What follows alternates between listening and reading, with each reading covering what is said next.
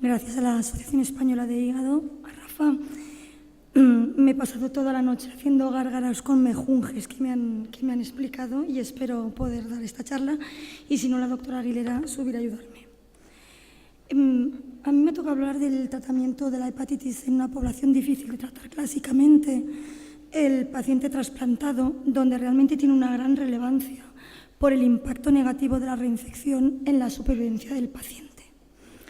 En este registro español, como en tantos otros registros, se objetiva como la supervivencia del paciente que se trasplanta por un virus C es significativamente inferior a la de otras indicaciones y esta horquilla, la amplitud de la horquilla va aumentando a lo largo del tiempo. Y todo esto se debe fundamentalmente a la reinfección del injerto por virus C, que es la principal causa de pérdida del injerto y de fallecimiento del paciente. La buena noticia es que ya sabemos en los estudios con interferón que la erradicación del virus C se asocia a una mejoría del pronóstico. En primer lugar, se han visto estudios donde se demuestra una mejoría histológica, pero fundamentalmente de la supervivencia. En pacientes con respuesta viral sostenida, supervivencias cercanas al 100% frente a supervivencias menores al 50% a los 5 años en pacientes que no logran la curación. Y esto eran estudios basados en interferón. En el post-trasplante nos encontramos normalmente con 3 circunstancias en el paciente que recidiva. Un paciente que tiene una recurrencia agresiva con una progresión a una fibrosis mayor que 1 al año del trasplante, situación que se asocia con un mal pronóstico. Pacientes que desarrollan una hepatitis colestásica fibrosante con una gran gravedad y normalmente una mortalidad muy elevada a los pocos meses de desarrollar esta entidad. Y ya pacientes con una recurrencia un poco que diríamos más benigna, pero realmente con progresión a cirrosis al cabo de los 10-15 años del trasplante. Y a estos pacientes los hemos tratado primero con terapia doble, a partir de 2011 con triple terapia con telaprevir y boceprevir y recientemente con los nuevos antivirales de acción directa.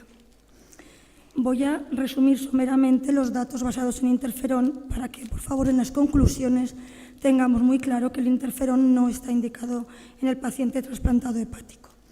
En cuanto a los resultados de respuesta viral sostenida con interferón en monoterapia, interferón ribavirina o interferón pegila o ribavirina, con la última combinación, que es la que llevamos utilizando los últimos 10 años, se obtiene una respuesta viral sostenida en el 35-38% de los casos.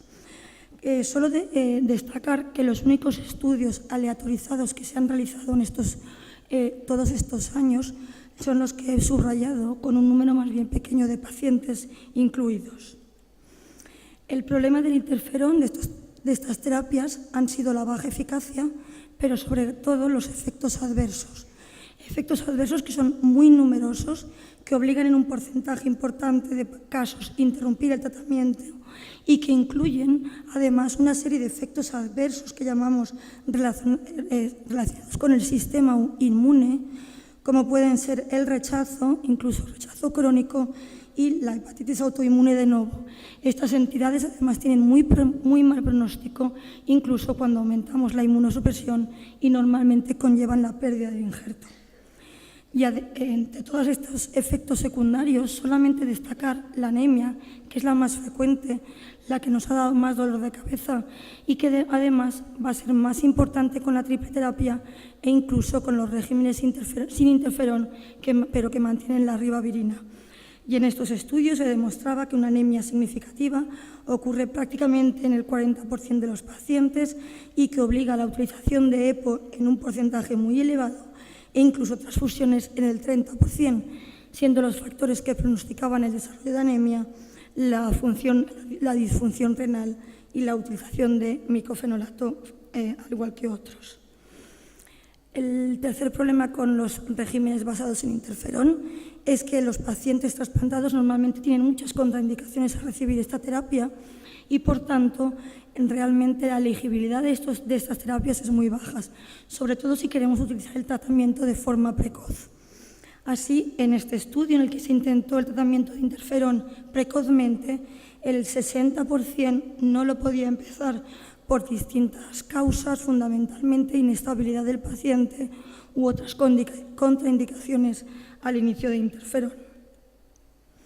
¿Qué pasa con la triple terapia? Con la triple terapia hemos mejorado las tasas de respuesta viral sostenida con telaprevir y boceprevir a una cifra en torno al 60%, entre un 50 y un 70% en las series que se han publicado hasta la fecha. Hay un estudio, el estudio Replace fase 3, con telaprevir, utilizándolo, como se sabe, 12 semanas de triple terapia, seguido de 36 semanas de doble terapia, en el que se eligieron a pacientes realmente en una buena situación clínica. Pacientes que llevaban casi 3 años desde el trasplante y, en cualquier caso, con apenas pacientes con fibrosis 3, la mayoría una fibrosis leve. Y en estas circunstancias se alcanzó una tasa global de respuesta viral sostenida de 67%, siendo el total de pacientes que acabaron el tratamiento 61. Los problemas eran los que ya se sabía de las series que se venían reportando: la anemia en un 60%, prurito un 46% y rash un 39%, si bien la interrupción prematura del tratamiento por evento adverso solo ocurrió en 4 pacientes.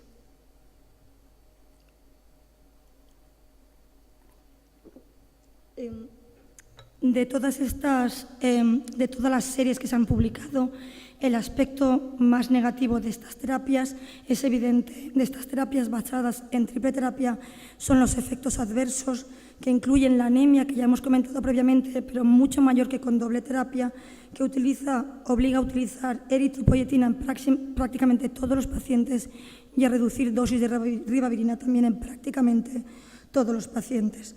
Además, se producen problemas de disfunción renal por la toxicidad generalmente asociada a los inhibidores de calcineurina y por otros mecanismos, problemas de infecciones bastante frecuentes con la triple terapia y los problemas inmunológicos que he comentado previamente.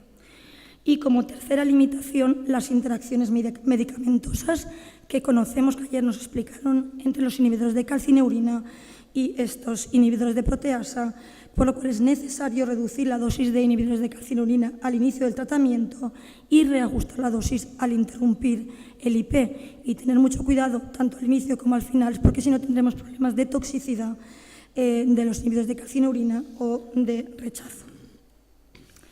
¿Qué pasa con los regímenes sin interferón? Aquí voy a ir comentando lo que se ha ido publicando hasta la fecha. A diferencia de lo que hemos visto en los estudios en inmunocompetentes, realmente son pocos estudios. La mayoría es de los datos que disponemos son de la vida real y, en cualquier caso, los números son bastante limitados. Tenemos un estudio con sofosbuvir ribavirina después del trasplante en 40 pacientes, en el que se incluyeron pacientes con una buena función hepática, aunque sí que incluía un 40% de cirróticos, pero cirróticos estables, con un child menor de 7, menor de 8. La mayoría eran genotipo 1, solo 6 pacientes tenían genotipo 3 y un genotipo 4, y la mayoría habían sido pretratados en el 88%, pero el tiempo desde el trasplante hasta el tratamiento era de 4 años, es decir, que una relativa estabilidad de estos pacientes.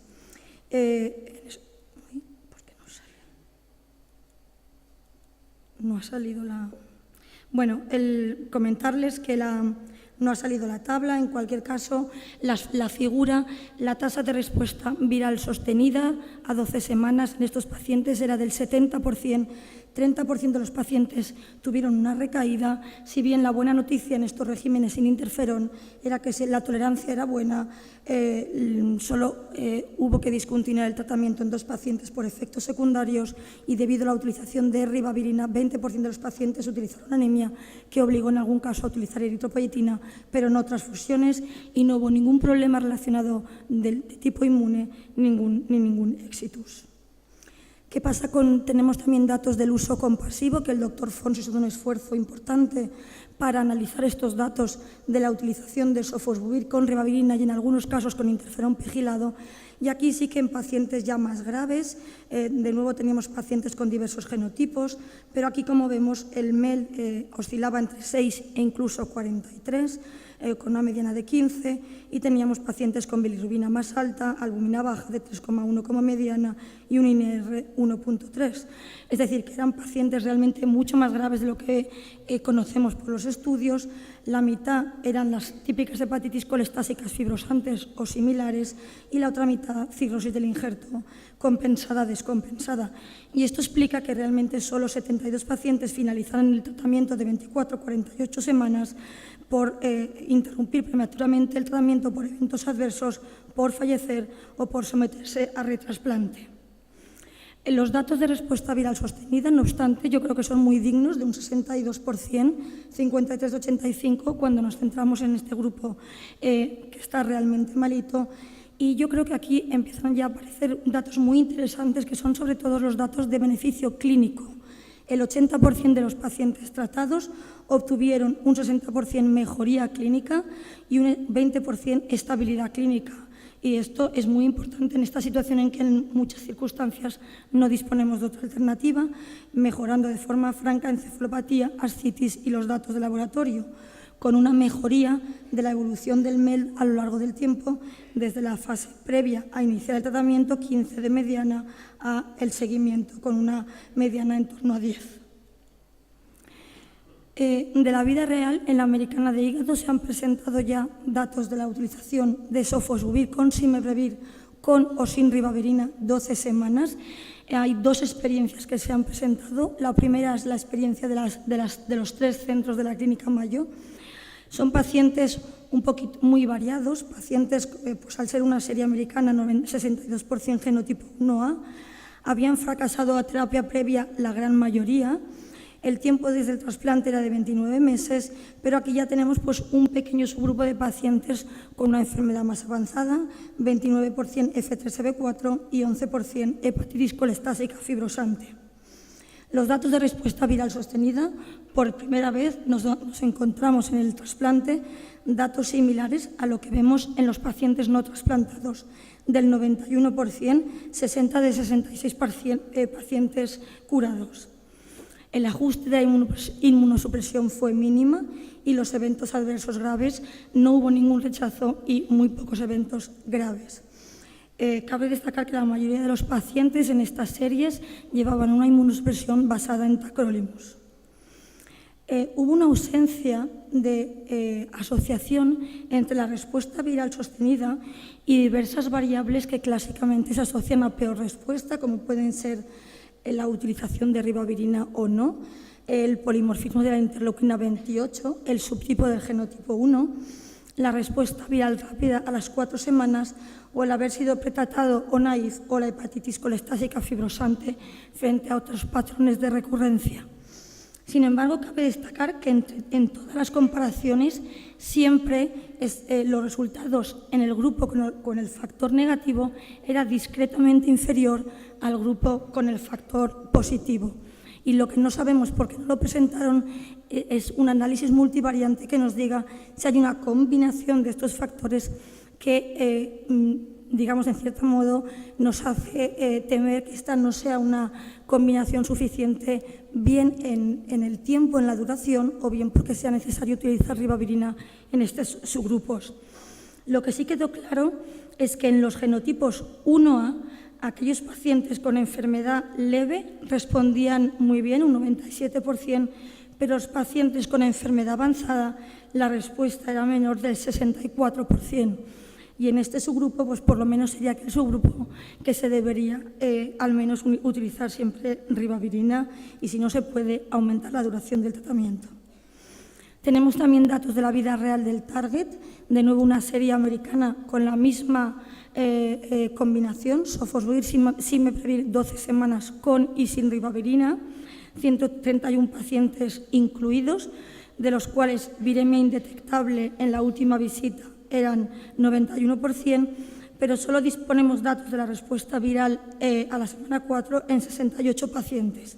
De estos 68 pacientes, 61 pacientes, es decir, el 90%, alcanzó esta respuesta viral sostenida en la semana 4.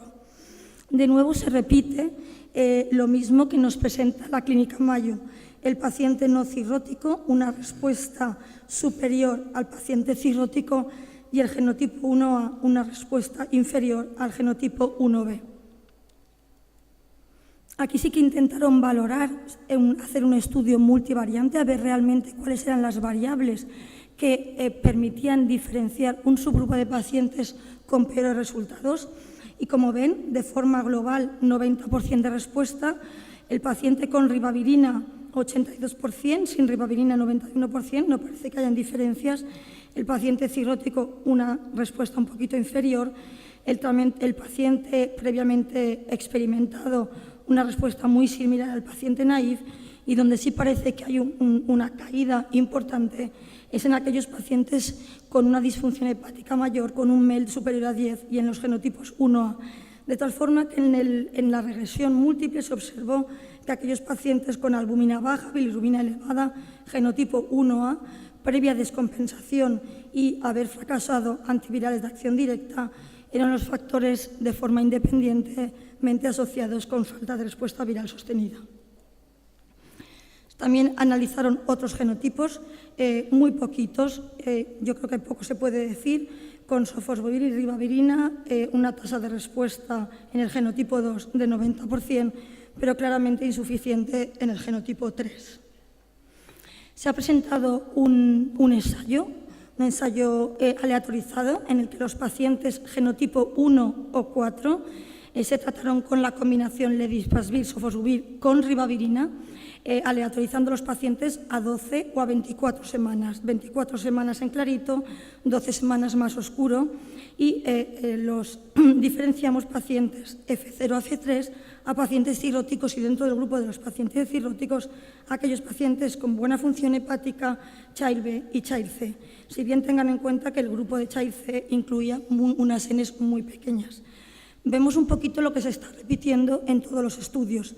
Los resultados excelentes, sin diferencia entre 12 semanas y 24 semanas, si bien es cierto que hay una caída de la respuesta viral sostenida a medida que empeora la función hepática.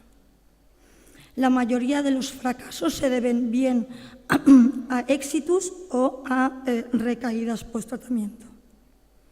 Y como ya nos ha comentado la doctora Carlota Londoño, lo que vemos es una mejoría de la función hepática. En los pacientes Child A a la izquierda, en los pacientes Child B a la derecha, vemos que se produce una mejoría del MELD entre 0 y 4 puntos cuando solo son 12 semanas, pero entre 0 y 11 puntos menor en aquellos pacientes con tratados 24 semanas, y esto también se observa en los pacientes Child B.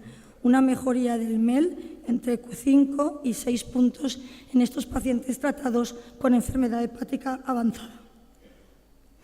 Y finalmente un ensayo también, el ensayo con la combinación de ABI, de los tres compuestos de ABIs unidos a ribavirina, esta vez 24 semanas.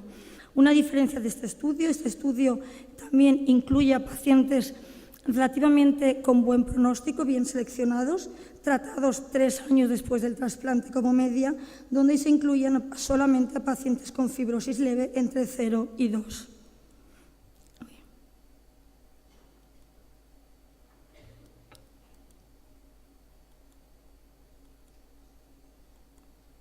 Se va hacia atrás todo el rato.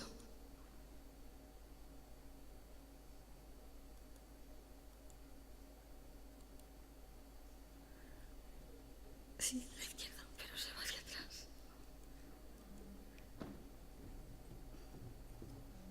¿Hacia adelante? Hacia adelante, pero se va. Con la izquierda.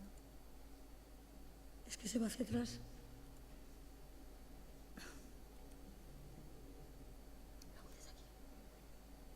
No, no, desde ahí. Pero se viene el técnico ahora.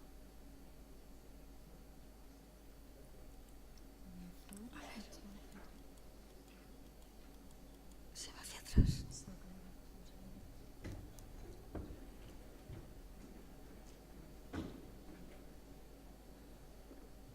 Bueno, yo como las cantantes cogiendo para hablar del diafragma. Has podido. Podemos. Podemos. Derecha. quiera apuntar con el control láser.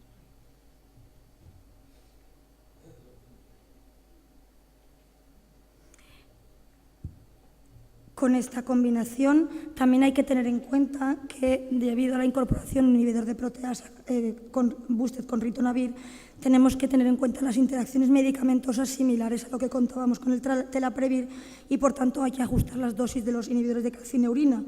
Los buenos datos es que los resultados son excelentes, del 97% en esta serie, sin ningún breakthrough, solo una recaída virológica, una tolerancia excelente, solo una interrupción prematura por evento adverso que alcanzó una respuesta viral sostenida con una interrupción en la semana 18, anemia por la utilización de ribavirina del 26%, pero solo grado 2, que obligó a bajar la ribavirina en torno a un 26%. Por cierto, la ribavirina en este estudio normalmente se situaba entre 600 y 800 miligramos al día y a la utilización de eritropoyetina en un 15%, pero sin necesidad de transfusiones, sin problemas de rechazo y sin ninguna mortalidad.